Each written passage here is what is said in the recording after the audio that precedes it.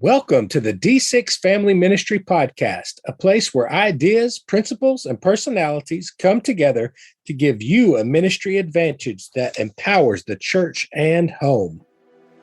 I don't know anything more important in our society or in the kingdom of God than to help the church, help the family. Discipleship is not an event, it's a way of life. And one day it just hit me that discipleship at home was not about doing more. It was about inviting Christ into what we were already doing. The goal of family ministry is not families sitting on the couch holding hands and singing Kumbaya. The ultimate goal is families that love God, love people, and make disciples of all peoples. So that's why you're here. You're here to say 1 hour a week, as significant and as awesome as it is, we know that it's not enough and we want to be intentional with every hour. You're listening to the D6 Podcast. Here are your hosts, Marianne Howard, Ron Hunter, and Josh Wooten. Our guest today is none other than Dr. Tim Kimmel, author of Grace-Based Family, and the latest book he released was Grace-Filled Marriage, and it is an eye-opener. It is an incredible wealth of resource and insight into healthy, grace-filled marriages. And what I love is, I don't know the years, but Tim has been married to Darcy for many, many years, and they appear to still be in as much love, or probably more love and more connected now than they ever were back in their 20s. And I can say the same thing for me and my wife. We have just recently celebrated our 20th anniversary, and I promise you that I'm in more love with her today, and we have a better, more richer marriage today than we ever had back when we just got going. And, you know, he talks of many things in this podcast, but one is about, you know, how do we meet the needs of our spouse, and, you know, the bottom needs, but also, you know, I think there's something to be said for the little things in marriage. And I have found that one of the needs that my wife has is not one that I particularly have, but she does. And I know when I meet it, it goes a long way for her, and it might be significant. So I'm just going to throw out the question, you know, what is a little need or something that you do for your spouse or connect with your spouse that helps to let them know that you love them, that you care, but it just is something that they appreciate, and it goes a long way in maintaining that healthy marriage? I think there are two things for Chad. His number one love language, which we've talked about many times on the podcast, but his number one love language is words of affirmation. And I think I've got to be really creative. It goes a long way when I stop in the middle of my day to send him a text or leave a Post-it note in his office on his screen, or even send an email. As crazy as that is, he has so many emails coming in. When he gets one from his wife, it's kind of special. And so it goes a long way when there's intentionality when I'm intentional with my words and encourage him with words. But I think something else that he really loves that I have to work really hard at, you know, I'm a ministry leader in a different ministry capacity as him. We are a team, but he has some specific roles and I have some specific roles in the church. But when I volunteer and step in to help be his partner in specific events, and as things come up and I say, how can I help, babe? And I just show up to serve him as he serves the church, that really deposits in the love bank. So we say cha-ching, cha-ching, cha-ching when deposits are being made. And so when I do that, he's like, cha-ching, cha-ching, cha-ching. That's awesome. You know, I would say the exact same thing about my spouse, but let me say this. We've been married for 34 years, and the love languages will change on you, by the way, through your marriage. It's not one of those things that is etched in stone. Previously, gifts, the idea of gifts, getting little things would mean far more. But as you get older, you've collected items and you don't need as many items, and it has shifted to words of affirmation. And it's something I need to continually work on and be more intentional about.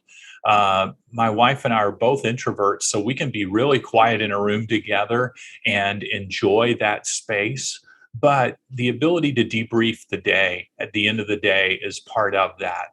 And part of the words of affirmation is me asking her opinion on things and getting her insight. It values her in addition to bragging on what she does. And I've got to do a better job at bragging on, those areas, because you come home, you're at the end of the day and you just want to be quiet. You just want those restful moments.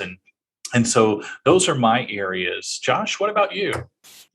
Lena is definitely, I think she's I know she's words of affirmation, but she understands my needs for quality time. Like I don't like to go to the grocery store without my wife. We like to spend in the same way, Marianne, as somebody who serves in a family ministry role. There are a lot of events and a lot of times where I need extra help, extra hands. And when she shows up out of a desire to want to, where she doesn't feel like she's been voluntold, but more that there is a heart behind, I just want to be here to serve you and help you in this. That means all the world to me. And she also likes her coffee first thing in the morning. So no matter how tired I am, I get up to make that coffee. Sweet. Well, I'll tell you what, let's pause. Let's listen to Tim. We're going to come back and debrief over this afterwards.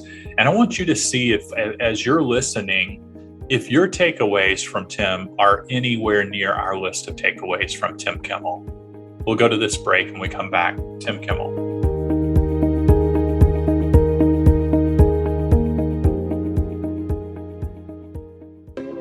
We all need a reset from time to time.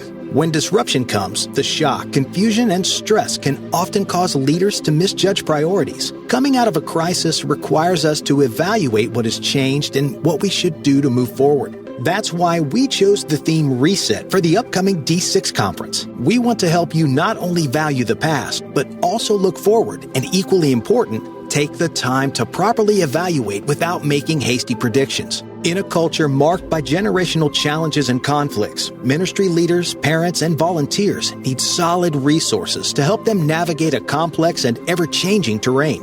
Whether you're a parent or a leader or both, at the 2022 D6 Conference, you will have the opportunity to plan your discipleship strategy and be equipped and empowered with invaluable tools and resources. Join us April 20th through the 22nd in Orlando, Florida, as we come together to reset, refocus, and reconnect as ministry leaders, parents, and volunteers. The D6 Conference is the family ministry conference for your entire team. Register today and save at d6conference.com.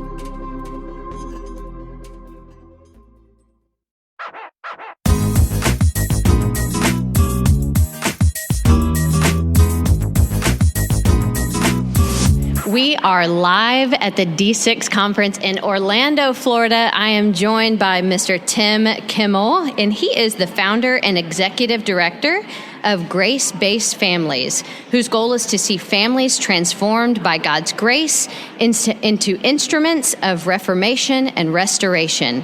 Tim develops resources for families and churches and conducts conferences across the globe on the unique pressures that confront today's families. Not only is Tim a well-known speaker, he has authored many books, including Grace-Based Parenting and, most recently, Connecting Church and Home and Grace-Filled Marriage. God has blessed them with 4 children, their spouses, and a growing flock of grandkids. Yep. I'm so glad you're with us today, Tim. Hey, Cassie, good to be with you, girl. I'm telling you, this is going to be fun. I first would love to start out and hear, what would you say is the best piece of marriage advice that you've been given? This piece of advice, I almost feel like we need to start incorporating into our weddings as pastors or ministers that tie knots, Mm-hmm. And that is keep writing a love story till you take your last breath. Because my observation is with so many marriages, you go to the wedding and there's no doubt these two people are crazy in love with each other. Yeah. And then you see the same couple, 5 years later, 10, 15 years later, and that love looks kind of weary and worn and boring and bored. And why? It's not they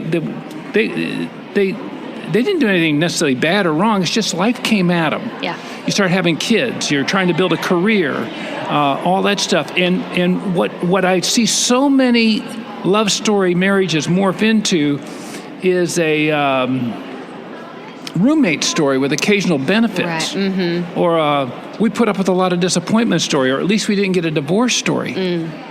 Or sometimes we did get a divorce story. Sure, yeah. And to me, to write a love story, you have to be deliberate about that. You got to the best of your ability, you wake up each day and say, I want to be in pursuit of this spouse's heart. Mm-hmm. And I think if at least one person in the marriage is committed to that, I think it's amazing what it does for both of them. Mm-hmm. Absolutely. Yeah. Now, I did get to dig into Grace-Filled Marriage, this book that you've just recently written. And you talk about grace being what's missing in marriages, not necessarily love. Explain how this happens and why. Well,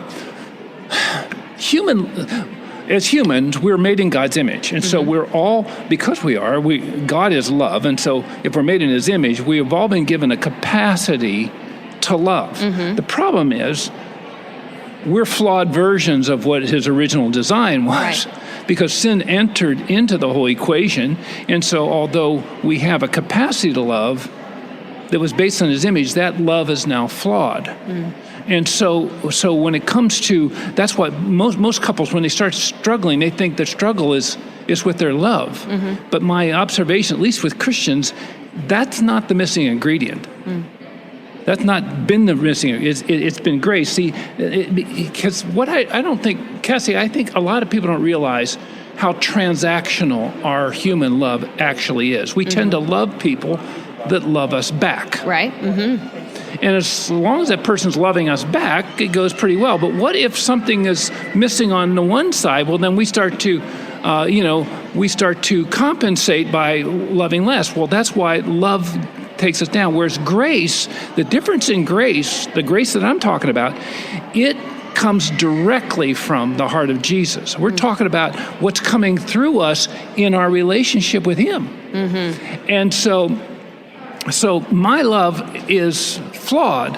His grace is not. And as it comes through us, I think it comes to the rescue of all that junk that comes into our relationships that keeps us from loving the way we would. And so, I don't think grace and love are synonyms in the Bible. I think they're clearly connected at the hip. But I like the word picture. I like you know what Kevlar is? Yeah. Okay, a bulletproof vest Right, stuff. yeah. Our policemen, soldiers wear them. I think grace is the Kevlar that God wants to put over our love to protect it. Isn't that help beautiful? it endure. Yeah. That's a beautiful picture. Yeah. But really what that is Jesus. Yeah. Covering our love. Yes. And his heart. So I love that. Can you speak a little bit to, you say that grace stretches beyond just being nice. How would you say that grace changes the game there? Well, while we're talking about synonyms, I think this is why a lot of Christians struggle with bringing grace into their ongoing Christian life, because I think we equate it with nice. See, once again, grace and nice are not synonyms.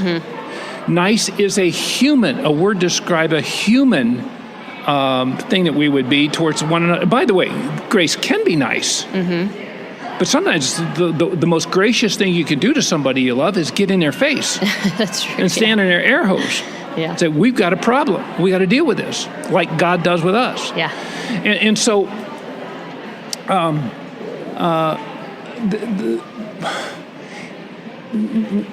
when I look at grace, here's how I like to define grace. Grace is giving somebody something they desperately need but don't deserve. And as we bring that kind of grace to the whole thing, it helps us. For instance, let's say a spouse really did something stupid. Well, what they deserve from us is being written off, being destroyed, being embarrassed and ashamed, and any of that kind of. That's what they deserve from a human point of view. Grace has come along saying, I love you. Now, this behavior is unacceptable and cannot continue. Whereas nice might say, it's okay. It's okay. Right. Yeah. Nice is, I think the problem with nice is it can make you a pushover. Yeah. And actually, I think nice oftentimes accommodates stuff in other people that you shouldn't accommodate. Which brings me back to love. Let me give you a definition of love. I like to define love as the commitment of my will to your needs and best interests, regardless of the cost. It's not in the needs and best interests of anybody for me to accommodate their nonsense or their folly or things that's going to cause them to self-destruct. That when we love our kids and they misbehave, we discipline them. Right. That's love, and that is grace. And so this whole grace and nice thing, I think it's messed up. And once again, I think that's why a lot of Christians, because they misequate grace with nice, they think it means you're a pushover, that you roll over and play dead, you get used, there are no consequences. That's not great. Jesus is dealing with us in grace. It says the Bible says, them whom he loves, he disciplines, among other things. But he never writes us off. That's the difference. Our daughter wrote a wonderful book on grace-based discipline, and she draws a great distinction in it, Cassie, that I think is even good in marriage, and that grace-based parents or grace-based people don't punish the people that hurt them. They discipline them, or they deal with them through discipline. The difference between punish and discipline is punishment is just exacting a price for justice. You did this to me, well, this is what I'm going to do to you. This is what the state does to us if we break the law. Discipline, the difference is, it might have some severe consequences to it, but it's always designed to make that person a better person. And to improve the ultimate relationship. Kind of like Jesus does with us. In fact, why don't we do this? I'll give you a one-sentence summary of what a grace-filled marriage is. Please, yeah. It's simply treating your spouse the way Jesus treats you. That's all it is. Wouldn't marriage be so beautiful if we did that? Absolutely. And it can be. It can be. It can be. There is hope there. So can you tell me then, what does grace look like lived out? Yeah. Well, for my wife and I, in our journey, that was kind of what brought us into this whole dynamic of the work. Because as we started, we were working with couples and parents and kids, and we just sensed there's something seems to be missing in this whole Christian equation. And I felt that the Christians were falling down, were abiding by the truth of God fairly well. I mean, they might fall short, but they knew when they were falling short. But the grace of God was missing. And so we went on a plight to kind of figure out, is there an overarching strategy in the Bible for relationships and family? And we decided, why don't we just study God and how he deals with his family in the Bible? And we did not confine ourselves to just those handful of passages on parent-child relationships or husband-wife relationships. We said, no, let's take the whole narrative. It's the whole thing's a story of him dealing with his, and we saw a pattern to it. And we saw that there were there can be more, but there was 4 basic things that he was consistently doing with us. And then we broke those down into their parts. And we got to where we could, and the one word that kind of defined them best is grace. And so we got to where we could take and distill it down to a paper napkin. I love it, yeah. And although this is a podcast and you can't see that, I'm holding one in my hand, because, when you can take something as complicated as grace or as abstract as grace and distill it down to a paper napkin, then you can start to get your head and your heart around it. And that's what the book Grace-Filled Marriage basically walks us through this and says, this is what grace looks like lived out in the nitty-gritty reality of everyday marriage. And then we even give we take the parts to it. And so this book answers several questions that couples may not say out loud, but it's in the back there, like what are the bottom line needs of my spouse? And it's not food, clothing, shelter, health, education, and welfare. That goes without saying. But we look at those three driving inner needs of the heart that God is always appealing to in us. He put them in us, and then he meets them through the words that he says to us and the actions he does towards us. And if so, if I'm a spouse and every word coming out of my mouth and every action towards my wife is appealing to one of those three needs, I'm building those needs up. The need for a secure love, a significant purpose, a strong hope. And then I think another question it answers is how do I set my spouse's heart free? That he or she, my wife Darcy, I want her heart to just feel like it's not confined. Well, there's four wonderful things that God does for us to set our hearts free. He gives us freedom to be different, freedom to be vulnerable, freedom to be candid, and the freedom to make mistakes, to be imperfect. That doesn't mean there aren't consequences, but it never costs the relationship. A third thing that this napkin thing goes into, and that God does for us, is he builds our character muscles. And we look at those muscles that when we let God develop them in us, it develops in our spouse. And then the fourth thing is, how do we bring the best out of this person we wake up next to on a daily basis? And there's four wonderful qualities of a gracious heart: humility, gratefulness, generosity, and a servant spirit. Now just think what that would do for a couple's sexual life, their intimate life, when they have humble, grateful, generous, servant-hearted sex. That's what they're bringing to that dimension. I mean, I want to live with a person like that and be married to a person like that. And so why would my spouse not want that as well? And so to be that and to work on that for me and for us is a beautiful picture of the gospel, I think. It is the gospel. And that's what marriage is, Yes, it truly is. A beautiful picture of that. If a person is picking up that book for the first time today, what advice do you have for them? Obviously, besides starting on page 1, we want them to do that. But where do they start? What are some of the expectations they should have? Well, you know why I think a lot of people buy a book on marriage is because they're trying to figure out how to fix their spouse. And they're reading that book with their spouse in mind. Like, oh, he can do this, or she can do that. And I'd say don't read it to fix your spouse. Read it to find out how God wants to work in your life and the fix spouse you. I need to be. I don't do a lot of marriage counseling anymore. But I do some. And I have inside my center desk drawer a mirror. And I'll get the couples in there. Invariably, they'll be just, the problem is they're looking over there, they're looking over there. And then I'll finally get I figured it out. And I've got good news.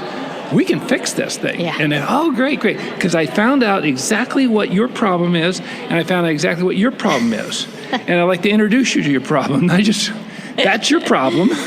And I hold that mirror right up to them, and I go to the wife, and that's your problem. And once we can get there,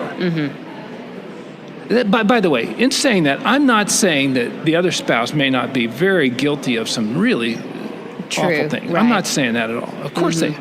And in a marriage, one might be really playing into the destruction of it. But I can't control them. That's the thing. I have no control over my spouse. I only have control over me. So if you would just read it that way, and I think when you read this book and you say, I want to read this book, Grace-Filled Marriage, and in the process learn how to enhance my heart connection with God first. The main thing that this book can do for you is connect you to God's heart of grace in such a way. In fact, one of the great things that comes out, a lot of people don't even realize that all the wonderful things that God has made available to them as a gracious God, that they have not been allowing him to show towards them because they have either a wrong view of grace or a wrong view of God. And then I think that puts you in the best position, I think, to come back and really love your spouse in a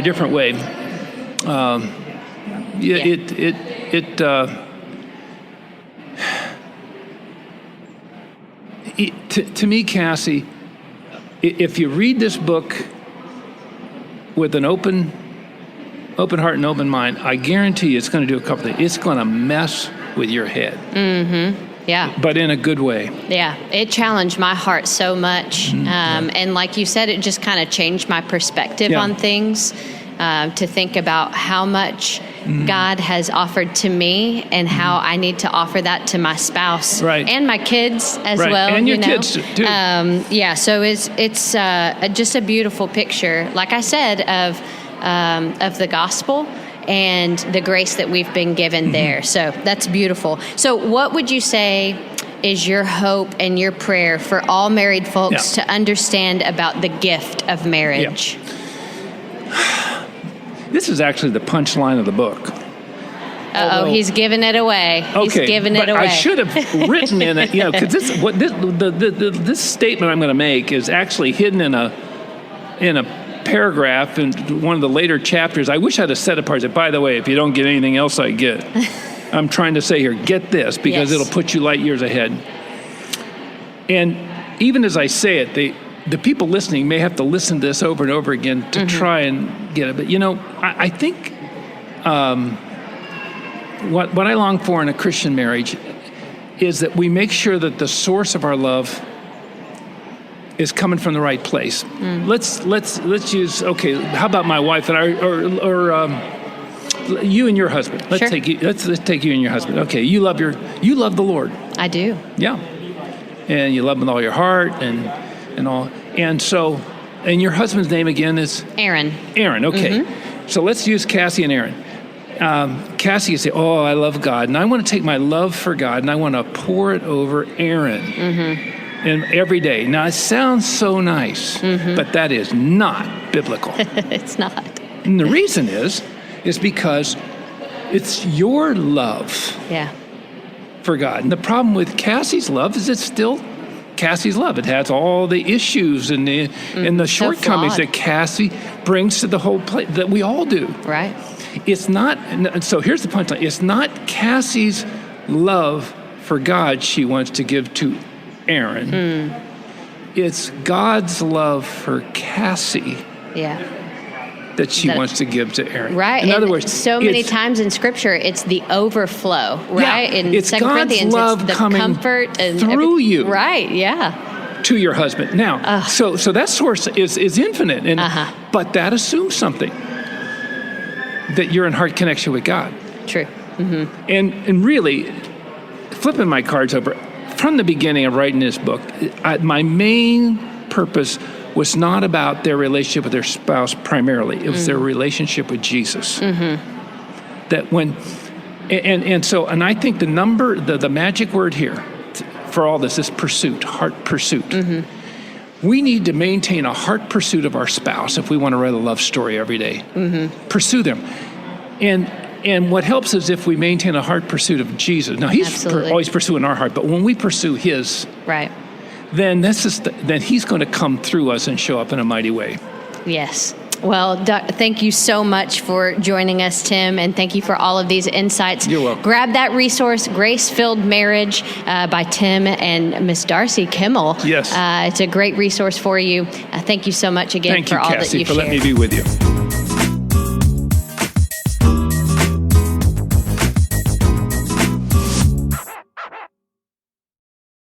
I've got 3 or 4 items listed that were my takeaways, guys, but let me toss out the first one. You all know I love books, but he really threw out an item in there. It's like, don't read books to fix others, read them to fix you.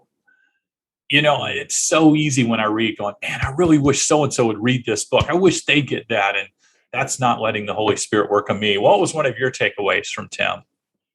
I think for me, just his definition of grace. And, the longer you're married, you see the good, bad, and ugly, and beautiful, and broken, and all the things. And I love that he said, when we invite an atmosphere of grace into our marriage, we have the freedom to be vulnerable, the freedom to be candid, and the freedom to make mistakes. And, there's nothing like knowing that your spouse loves you literally for free. that's how Jesus loves us. He says, I love you for free. And knowing that your spouse loves you for free and how that shapes knowing that you're loved no matter what. I mean, it really is such a beautiful picture of how the Father loves us. We've got to be really, really careful that we don't get the scale out in our marriages and start measuring Yes. what each spouse is doing or not doing. Like when I get the measuring stick out or I get my scale out, it's really dangerous. And I'm not operating in grace anymore. I'm operating in, you need to do this in order for me to, it's really kind of shame-based marriage rather than grace-based marriage. And so I am so thankful that, his words and his insight dismantle shame inside of marriage. My wife and I watch these shows like flea market swaps, where people go and buy these little things and transform into something special. And there's always this bargaining going on. They're asking $50, but they're offering $20. And what you just talked about on the scales, Marianne, that was the real insightful takeaway I had. Tim said it this way. He said, people don't struggle with love, but they struggle with grace. He didn't come out and say it, but it's like that bargaining that takes place, or that putting it on the scales. Well, if you're only going to put 5 pounds on the scale, then I'm only going to put 5 pounds on the scale. Or if, you're not going to give me that, then I'm not going to give you this. And we start withholding. And when did Jesus Christ ever withhold from us? When did God the Father start? And that was the power there. Don't bargain your love. Don't bargain your grace. Be freely giving with your grace. That was convicting. I mean, absolutely convicting for me. Josh, what about you? I was very encouraged and challenged of the importance of continuing to pursue the heart of your spouse, no matter where you are in marriage. He said that best marriage advice is keep writing the love story until you take your last breath, and not to end up with a roommate that you're, coordinating schedules and have occasional benefits, but that you are pursuing the heart of your wife every day, that we don't become lukewarm in our marriages. And I think it kind of lines up with our pursuit for Jesus. We should be pursuing his heart every single day and not just resting on our salvation story or where he rescued from us, and you just cash out with your ticket to eternity and go on autopilot. I think there's so much adventure and passion and intimacy, still different layers, deeper levels of that if we continue to pursue the hearts of our spouse. And like you said, Ron, the things change, our love languages change, and we experience different seasons of marriages. And I think it's a beautiful thing, and that we should, like you said, continue to write that love story. Okay, if you're listening, Marianne and Josh has just dropped 2 powerful visuals illustrating what Tim has challenged us with today. Marianne dropped the scales, those scales where you weigh out the weight of one on one end versus the weight of the other on the other end, and it becomes this comparison. Josh just dropped this next very, very powerful spectrum of, are we roommates or are we pursuing each other's hearts? So you draw that line across your paper. One side says roommates, one says I'm absolutely in love with them. And you see if you are not getting towards the middle, dangerously in the middle, maybe you're too far over on that roommate side. That should give you some warning signs that says, hey, I need to dive into this. You probably need to pick up Tim's book on grace-based marriage and go a little bit further with these areas. Tim has blessed us with his insight. He's challenged us to pursue, to write that story, as Josh has talked about, in a different way, especially if the pages that we're living right now are not writing the story we want or that our spouse deserves.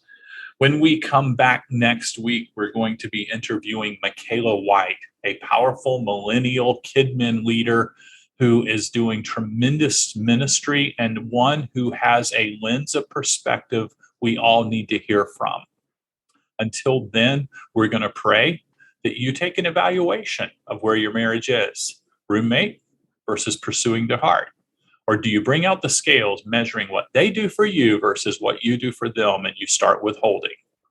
Until next week, we're going to pray for an insightful assessment on your part.